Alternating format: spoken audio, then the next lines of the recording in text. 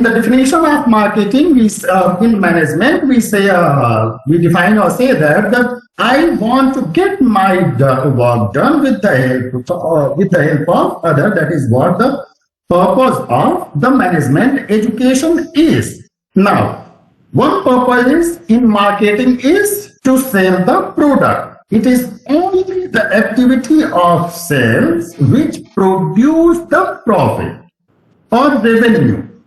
All other activities, everything else simply generate the cost by hook or by crook. Next one is propaganda. Its part is public relation, and also in relation with this, we have now the concept of fifth generation war or the hybrid warfare under which we are currently undergoing. Now, the story of Edward Bernays, the father of public relations. He was the Nietzsche of Sigmund Freud, one of the 100 most influential personalities in the USA in 20th century. What was his most notable contribution? Now let's see how data affect the behavior.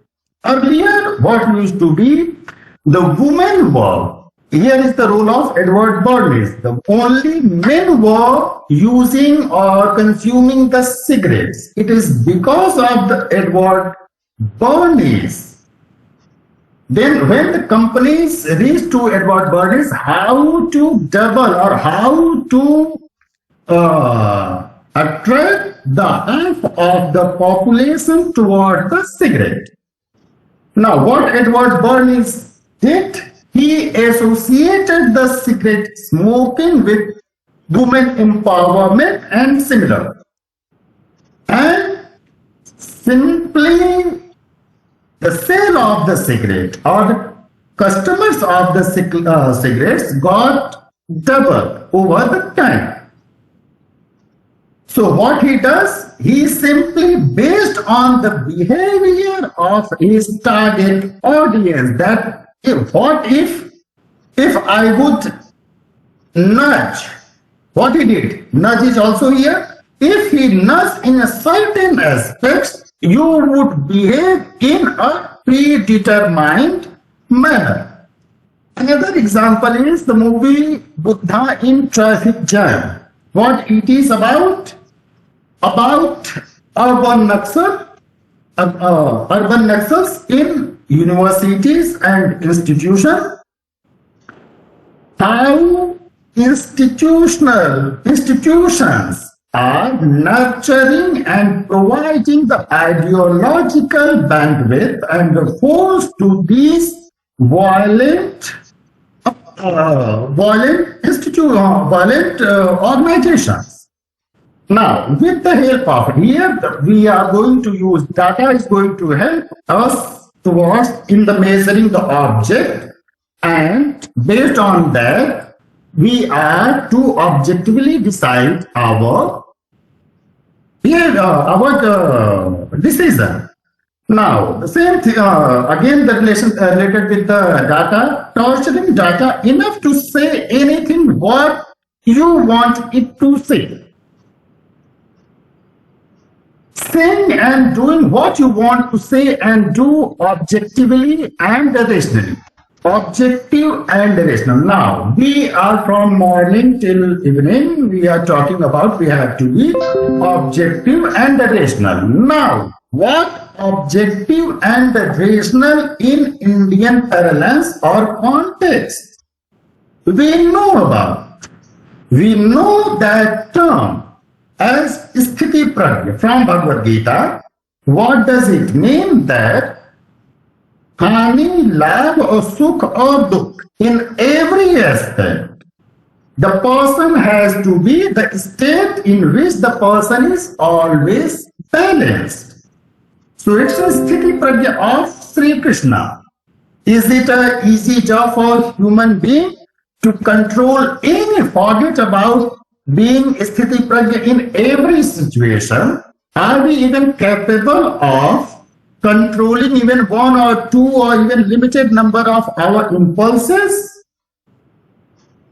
it's very tough job. It's also the data variable of the researcher, poker face of the gambler, and emotionless state of a serial killer. Simply he is objective and rational towards his aim.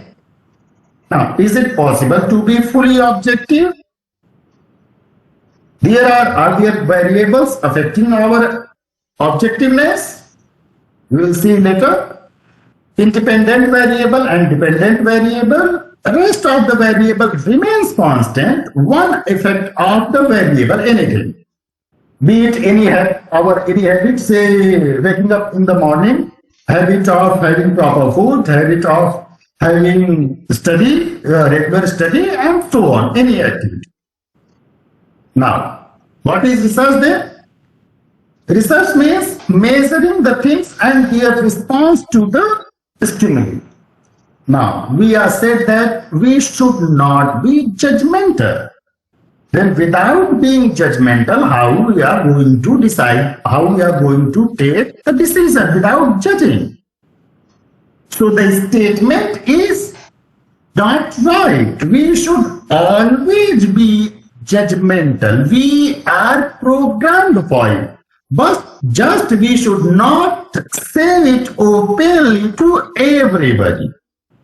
Because once we start being judgmental, then being judgmental means taking sides, and the public pronouncement of it might be the problematic. So we should always be judgmental. We are programmed for it. Every living being is automated for it, based on which the decision has to be made.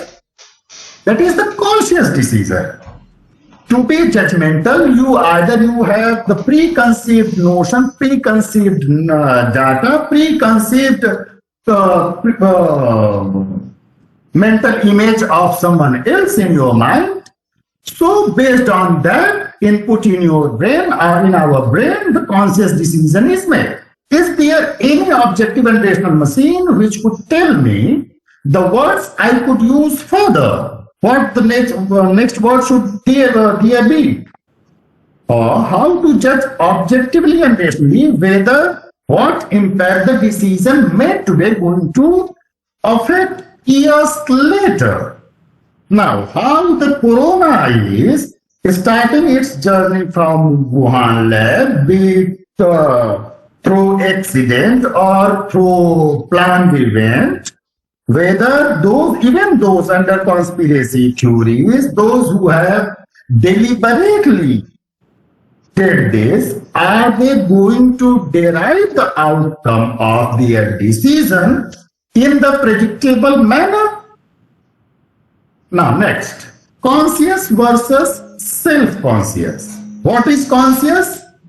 The basic difference is animal versus human being. Animal is a conscious being. Automated and impulsive behavior versus measured and balanced one.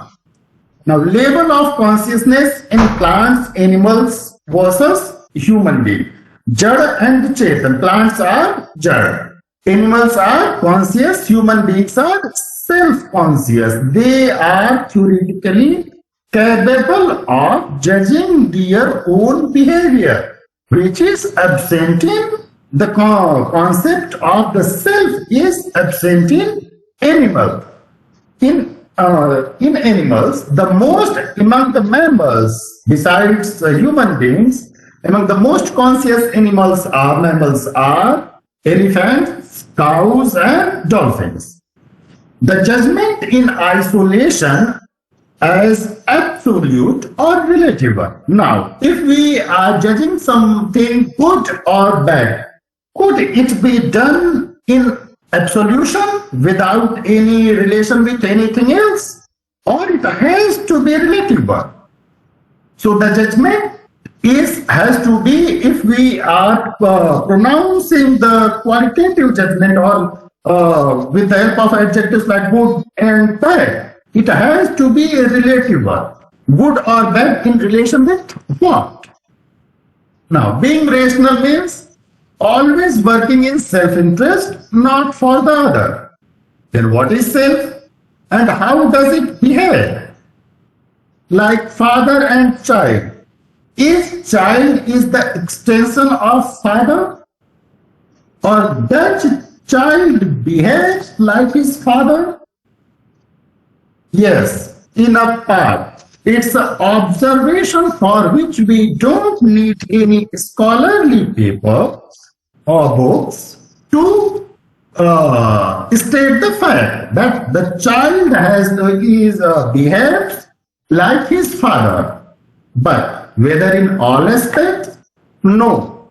Only a significant. The father here is one variable or his genetic contribution is just here in our discourse, just one significant variable affecting the behavior of child. Same case, university and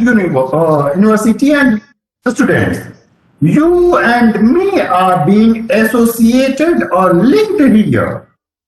Whether we affect each other, the observation says yes. Same is the case with husband and wife. When you start when you start spending your time with other, the both person or as a group, they move towards being similar to each other. The banyan tree, the set and subset, the vision of Allahabad University at some point of time in the past known as the Oxford of the East. The quote from it or obverse. It's with the symbol of banyan tree. The vision is that every student of the Allahabad University is theoretically like a banyan tree, is capable of the strength of Allahabad. That is the lineage. That is a capacity of the child is the theoretically the capability of the set from which he or she belongs to, that is the father or the family. Now the trust and relationship. In our those participants who were also present in our last or the third session, there was a question related with the trust. Why certain nudging which was successful in the past is not useful in present context. Now, somewhere of whom the nudge works, someone you trust, whom you trust, the person or the individual, the behavior about whom you have a sense of the maxima and minima in being good and bad.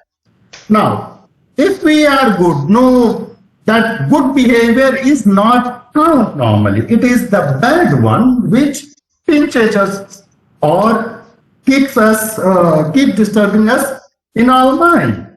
So, if we are sure enough of the behavior of the individual, only then the relationship takes place. And if there is a too much deviation in the behavior, it breaks the trust.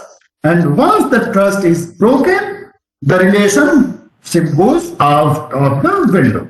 Now, for self-interest only.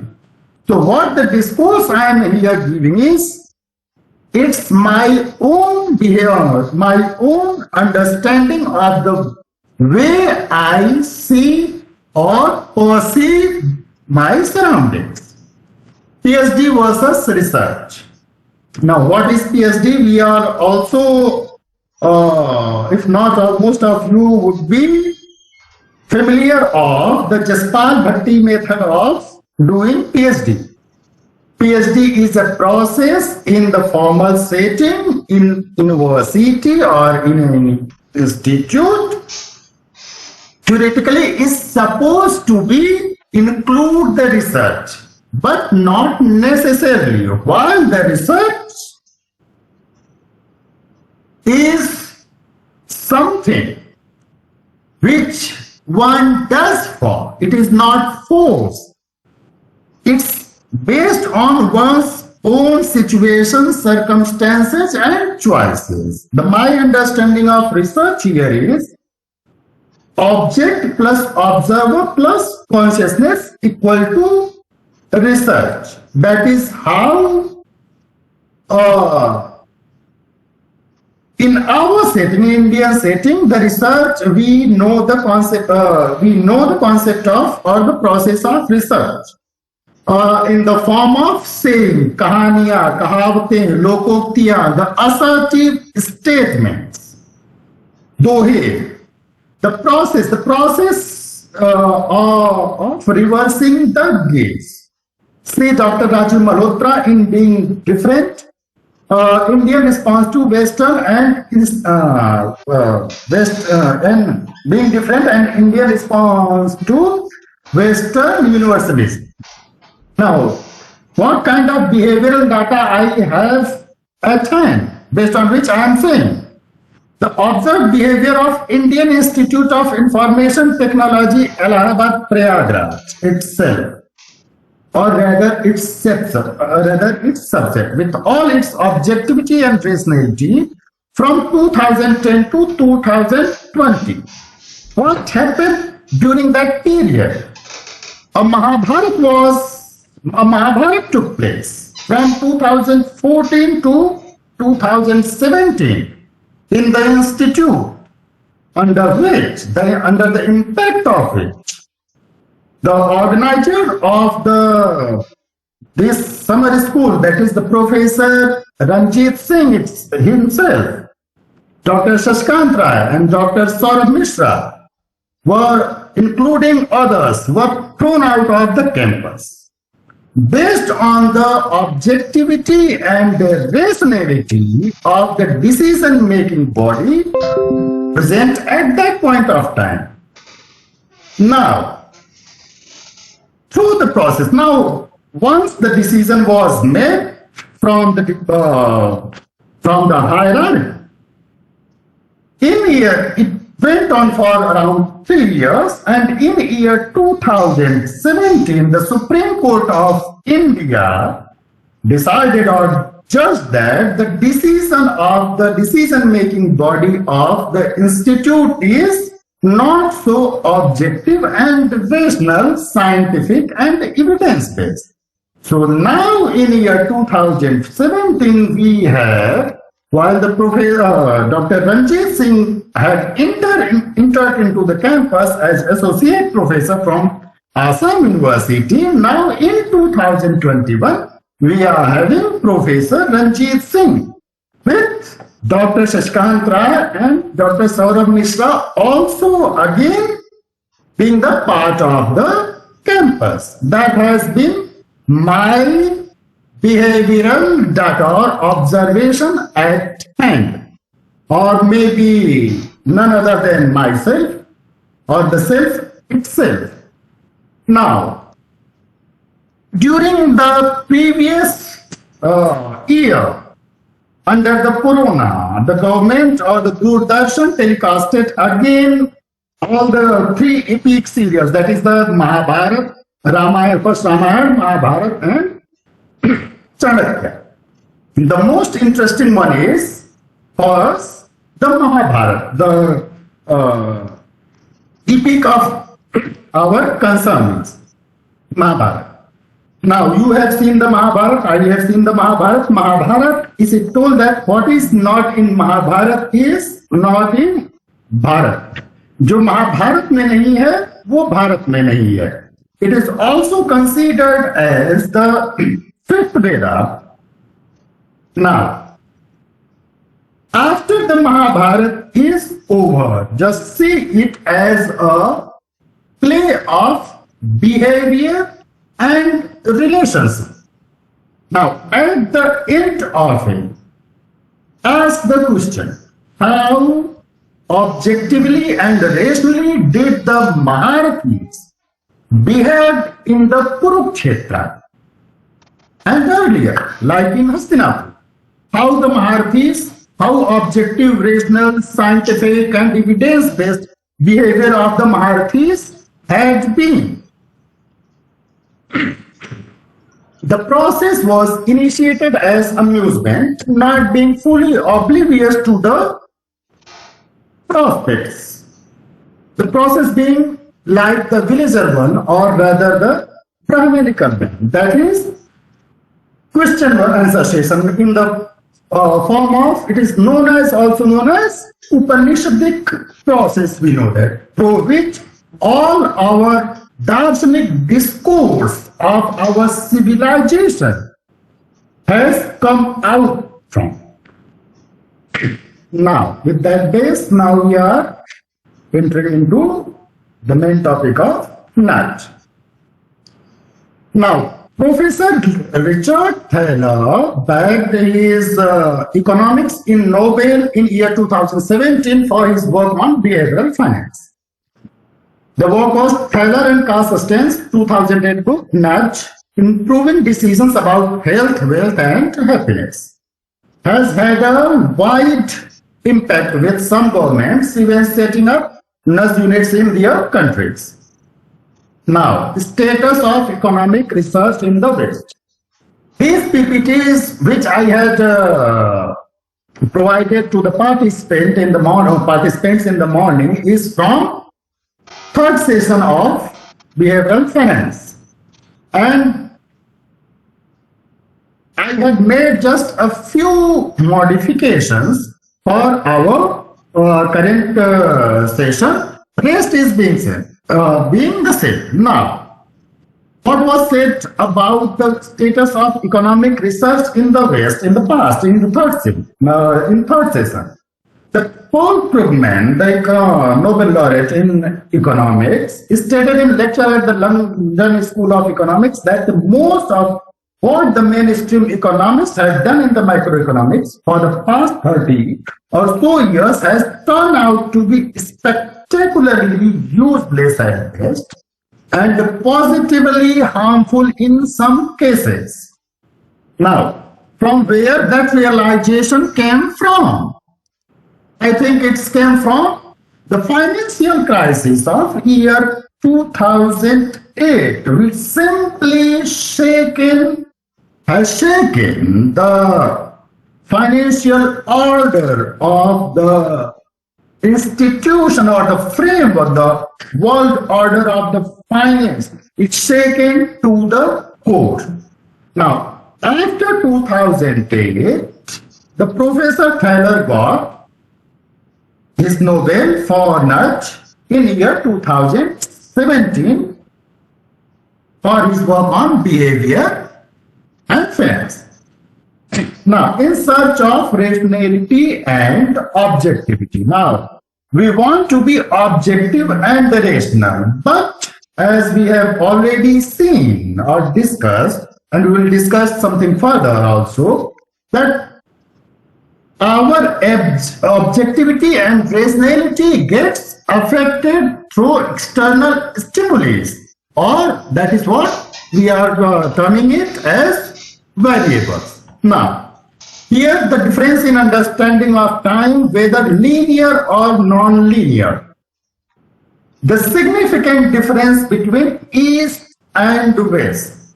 If one, and it makes or it creates a way of life, say a distinguished way of life in both the sets. Attempt to make mathematics perfect and thus unnecessarily complex, dissemination of calculus from India and the West, and the problem of understanding the Indian Ganit by the West. For you would go through the cultural foundation of mathematics by Professor C.K. Raju.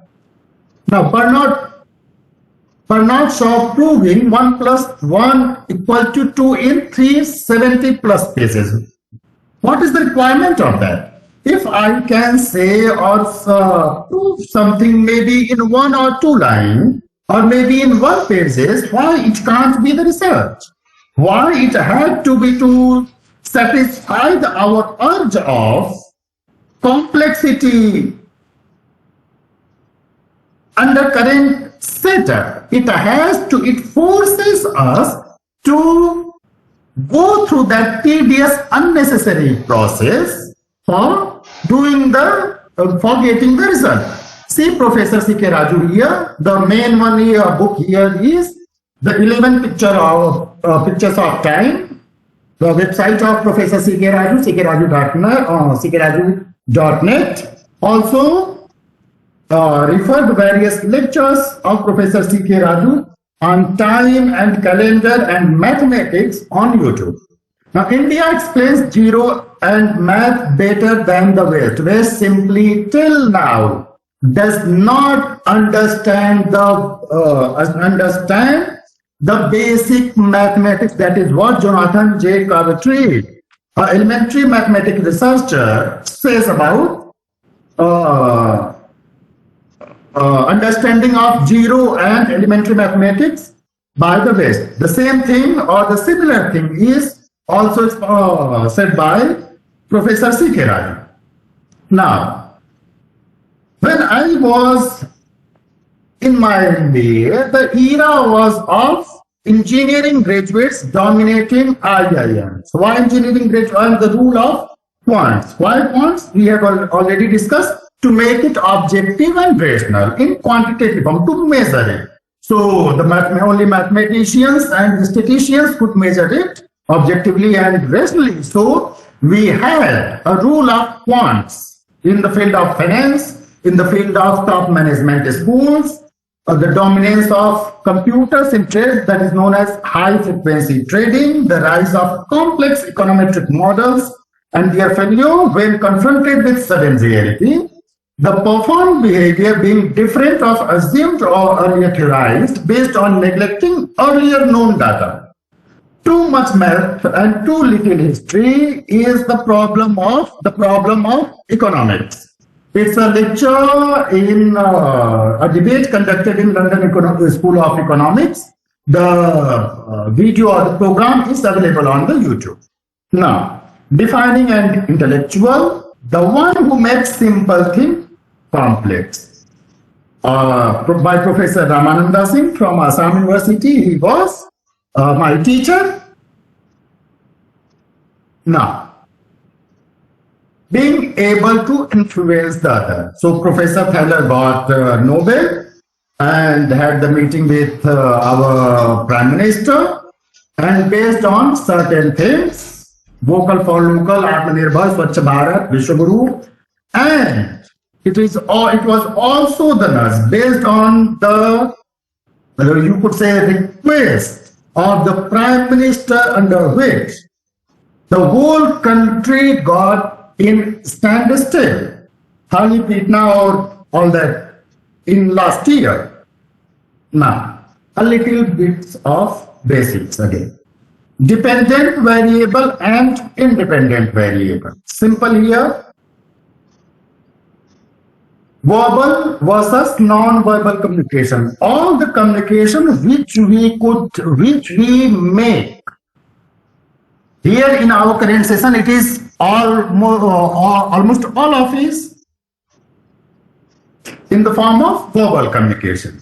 To what extent? What is the overall communication which we make? What is the ratio, expected ratio between verbal and non-verbal communication? Some says it is 60%, some says 80%, some even further, or at best maybe it is just 5-95 ratio of what we use in the statistics for hypothesis testing. That is 5% or 95% of significance. Now, then, how much we know about the data and variables affecting our behavior? In known multiverse, that is Brahman, the dark matter and all the physics is based on just visible or known world. That is known perceptible world. The largest, that is 95% of around area of the physics of our Brahman is unknown.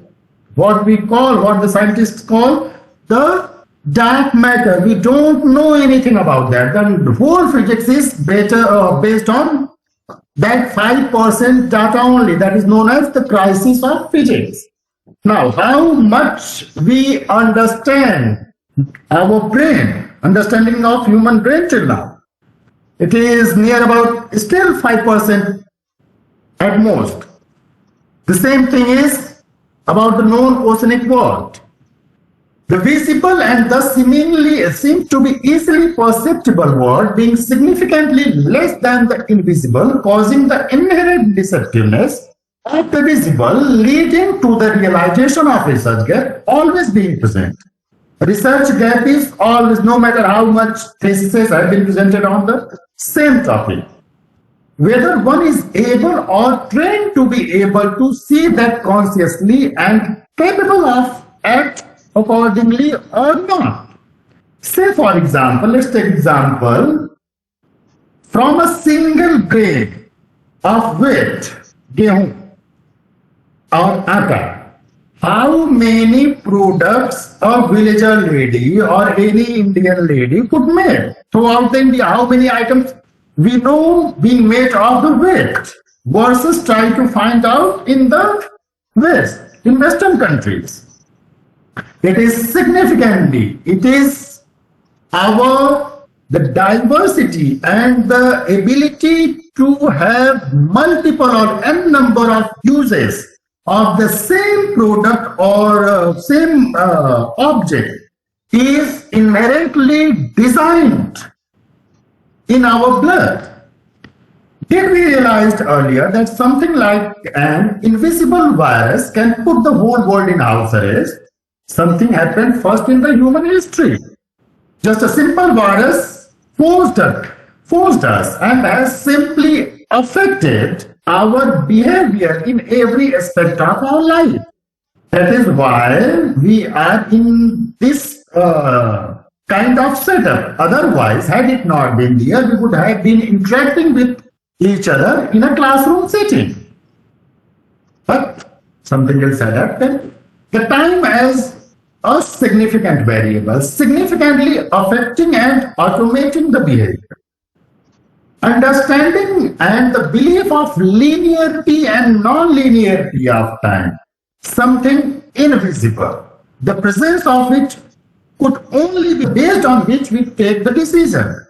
Say for example, in linear time frame, there is only a single lifetime, single life, only one life, and eternal hell or eternal heaven. While if the time is non-linear or cyclic or semi-cyclic, if it has a bend in the linearity, then we have multiple lives, more than one. So accordingly, the very term life and the definition or the way the life or the man or the same, the relationship is being seen by the East and West has to be different. Argumentative Indian versus Upanishadic Indian. Nobel certified versus the way his ancestors saw that. Another concept, kindly go through it. If you are familiar, then good. If not, kindly go through it. Skin in the Game by Nassim Nicholas Taleb. One of the brains we have at present among us, which in simple terms being me having a stake in my actions, decisions, verbal and non-verbal, having conscious consequences. And if I am not having a stake in the game being played, the decision being made, say for example, the example we took of Triple IT itself in 2014. If we don't have the skin in the game, if I am not being affected by the decision, the managerial or administrative decision I am taking, then I take it without any concern of the persons getting affected. And once I have stake in the game, skin in the game, then my decision has to be measured. That in simple terms is Karma Siddhant, the basics of our behavior in the is without which the very identity of the East is going to be in question. Now, what is how Kam Siddhanta plays out? By putting an eye behind you, that is a live camera. Those among you who have read Vishnu Sahasranam or know the characteristic of the Vedic Devta Indra. Now, the Vishnu Sahasranam, Vishnu is thousand eyes. Vishnu has 1,000 eyes. The preservator. Okay? So, it means putting an eye behind you, that is a live camera, not being forced by someone else from above. Now, what the camera does, now kindly have a regression analysis in relation with the camera from 2014 to 2020 and the emergence of Geo. In relation with that, you might have, some of you have seen incident from, if I'm recollecting rightly, from Tripura, in which the person, the administrative officer, the collector from the district simply violated a marriage function in the state, slapping the priest, using the term, if I could remember, the bloody villager. And after when the whole incident was caught in the camera, I think 2 or 5 members of state assembly wrote the letter for his suspension. Now, once the data came out in the open, the collector, the administrative officer, the IAS had to apologize for his behavior. Now, could you imagine, or could our fathers, the generation of our fathers, could imagine the situation, how many situations we have in which our messiahs, our administrators at the top have said sorry for their behavior? That is what the effect of camera on our behavior is. Otherwise, automation of that behavior is possible voluntarily with responsibility only with the understanding and the belief of time as non-linear or built in the era of time. Otherwise, with the belief in linear time, it has to be by force, from top, costly implementation, needs a centralized system to monitor and enforce. And it has to be, if the force it requires a permanent force, then it is simply unsustainable. Be it in USA or be it in China. An unsurmountable significant difference between East and West.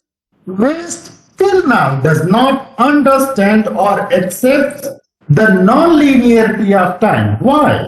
It cannot under the normal circumstances. It simply changes the way we live our life. That is the way of life. What the Supreme Court of India defining the term Hindu, I think in the year 1995. So to understand the non-linearity of time, the drastic change is required. It can't be through the pravachans, through lectures. The theory and practical has to be clubbed together. Only then we are going to understand the importance of the non-linearity or cyclicity of the time. That is why it is the basic reason, that is why the history repeats itself, not in a same manner. Rather, let us see. So it's every subset of the West being part of the set called West theoretically has to have the same properties based on the same variable time. Now, what our concern is here? The Western ideological framework. Its is, be it socialist, capitalist, Marxist, feminist, whatever is. So it's every subset incorporates the non-linear time framework. Now, in year after the fall of USSR, the Marxists down and the capitalists won.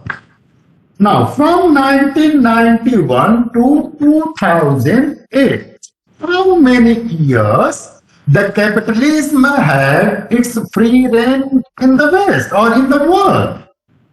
Now, after that crisis of 2008 itself, the obituaries of the capitalism had been started being written in academia and their discussion.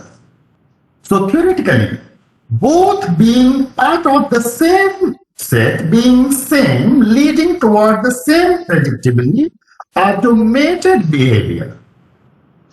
The centralization and homogenization reasonably certain.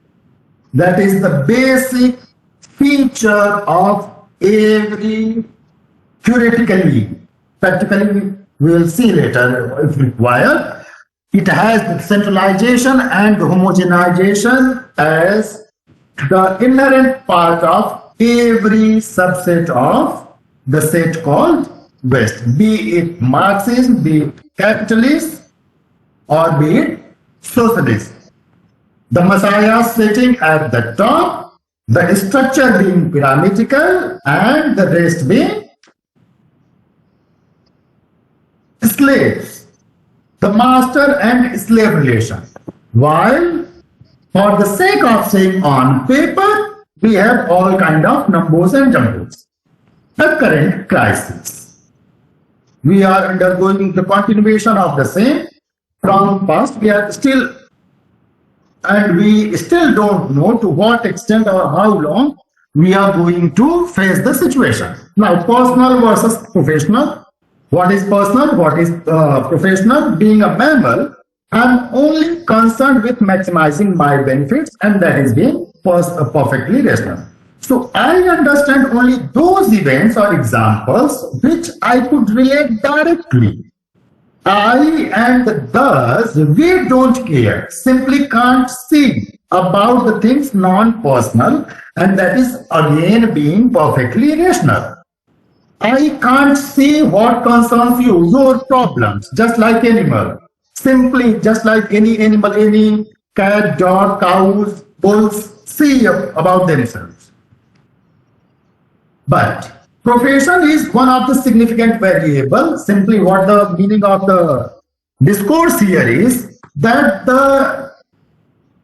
even in a master and slave relation, theoretically, the relationship is not one-sided. We are linked with each other, and both profession and professional affect each other.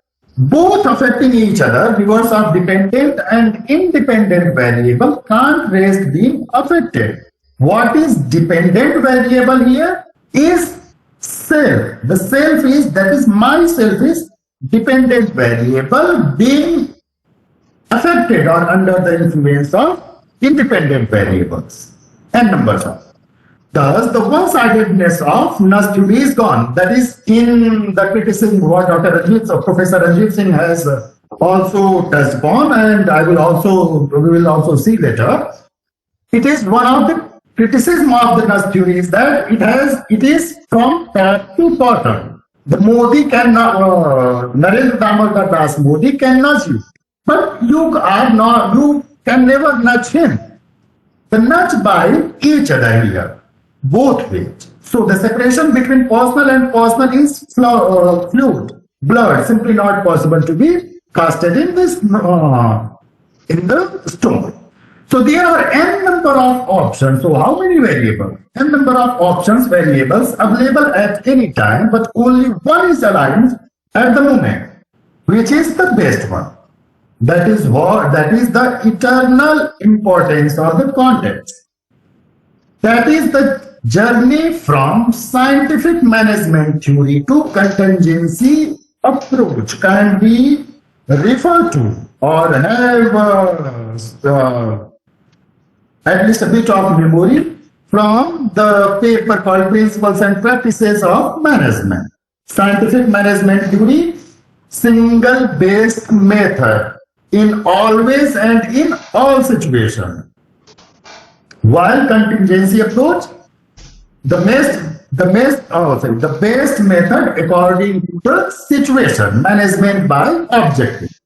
Having a bias, irrationality is not irrational, as various scholars or teachers, our teachers have did this in the morning, be it Professor Bhuval, be it our director sir, be it our Ranjit sir. It's normal, as it is automated, as it is one of the significant survival skills of the mammals, like fear and panic. Biases and irrationality does not always need to be eradicated. It is the part of our defense mechanism. So how to take the decision, the model we are having at our hand. So in current situation, we are seeing what is happening to the all models, be it the models in the medicine, be it in finance, be it whatever. कहाँ है सारे models? But still let us see and what is happening based on that decision. How many people could get affected, how many could die, whether there would be third, fourth, sixth, whatever. Waves of that pandemic and so on. Any predictable model we are having at hand? What is the replicability of the papers or the research papers or the results published from the field of medical science? Just try to remember from the era of HCQ, hydroxychloroquine, and the media behind the drug, and the various cocktails of the medicines being suggested or decided by the doctors, and just after the few days and months being discarded. So again, but what to do? We are here programmed to have models and talk in with them to familiarize, to predict outcome. So in the given context, similar attracts similar and the process is automated. Now, if you could remember in our initial slides, we had asked the questions: how objectively and rationally did the Maharathis behave in the Kurukshetra? How did they behave? Do we know the answer? So, according to me, it is similar attracts similar and the process is automated. So, those who were towards the Pandavas, those who were towards the Kauravas, it was pre-decided already, if you could say. Now, based on that, so it's a simple regression equation. If there is a similarity, then it's automated, the attraction is automated. Based on that, so in the third summer school, it was only till now, my contribution I would say, it was only till now. Now let's see what we could add it in what we could add in it. So based on that regression equation, we have a theory at hand. What it is? So similar attracts similar. It's automated. Once similarity established or realized leads to the deviation in the objectivity and the rationality. If measured statistically, the deviation has to be statistically significant. That is the outcome of the behavioral theorization from the behavioral pattern observed in the field of Kurukshetra.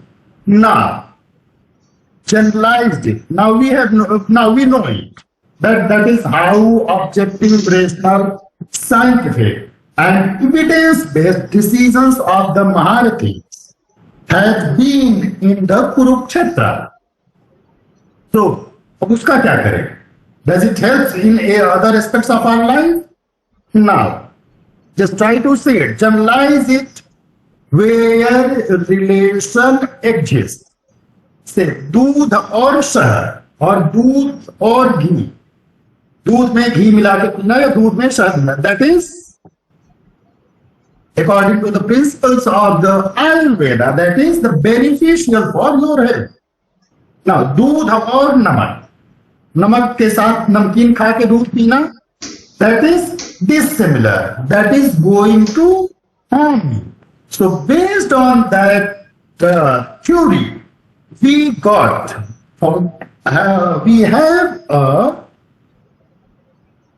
a way through which could select our options so that our self-interest could be maximized. So under the threat, under the situation of fear, panic, dukh, unhappiness, sadness, who is going to help me? Why would anyone help you? It's not objective and rational for anyone to help you. So if someone else is helping you, then obviously he is acting non-rationally or non-objectively. So he is going to help you. Question number, next question. What cures the body? Whether it's medicine, tablets, or the body itself. It's the body itself which cures itself. That is the self cures the self. And how does the human body behaves with the in relation with allopathic medicine versus Ayurvedic medicine? Kindly go through the lectures of Professor B.M. Hegde on YouTube. When we take the allopathic medicine, that is the chemical medicine in our liver, what it does, the first reaction of the body is to throw it out. But it can't do that. That is the basic, what it does further.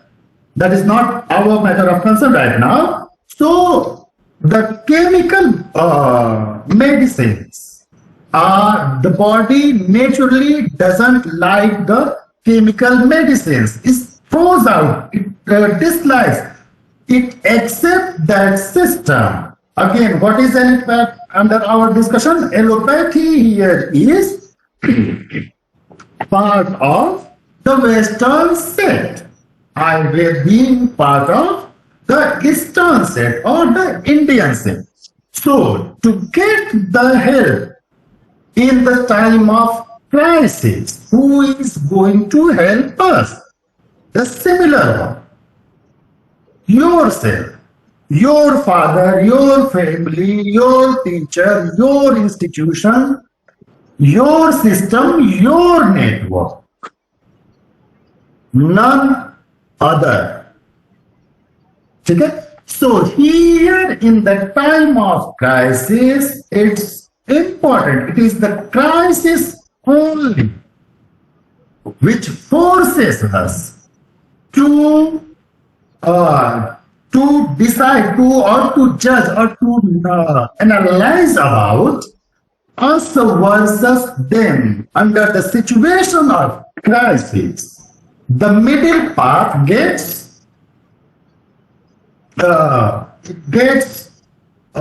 would say obliterated. The side has to be taken. Who is mine and who is other?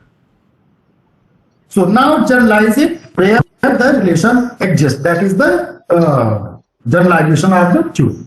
Now it's automated, necessary for survival. Say for in our body, human body, if our primary database is the self itself, then my body is the database, a subset of the set.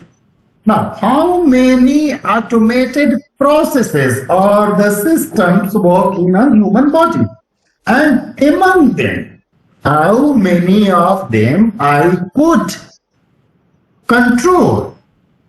Be it breathing, be it the digestion system, be it the movement of eyes, be it the automation of hormones, and so on. So, if it is automated, can it be termed as a crime? Can the automation of testosterone and estrogen can it be termed as a crime? Being consciously aware about it, making able to not to be permanently in either in sad state or in happy state. What does it say?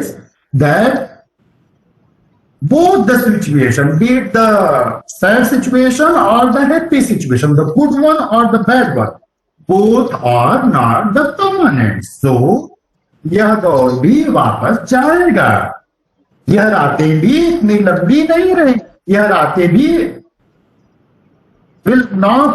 are not for eternity. So it's a two-way process, a significant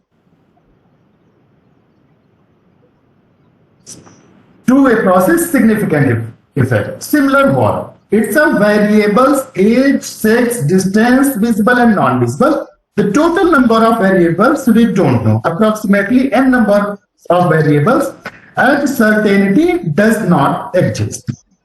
So what is automated will happen anyway. Being a free mammal, the automated behavior of the variable, it being able to wait, maybe just a few or none other than himself in worst situation, becomes a purusha. That is a rational decision.